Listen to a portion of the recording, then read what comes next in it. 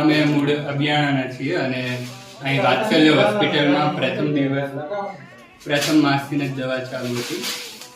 બાળકના જન્મ સમયે સોનોગ્રાફી કરવામાં આવી. એમાં બાળકનું વજન 3.5 કિલોથી વધારે બતાવતું હતું.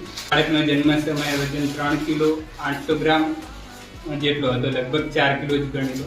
અને આટલા હેલ્ધી બાળકની નોર્મલ ડિલિવરી કરાવી એ અશક્ય વાત છે. અને પ્લસમાં મારી વાઈફની હાઈટ પણ એટલી બધી નથી, જેના કારણે એનું જે પેલ્વિક બોન આવે એ પણ ખૂબ નાનું હોય, જેના કારણે એટલું બધું રિસ્ક ન લેવું જોઈએ.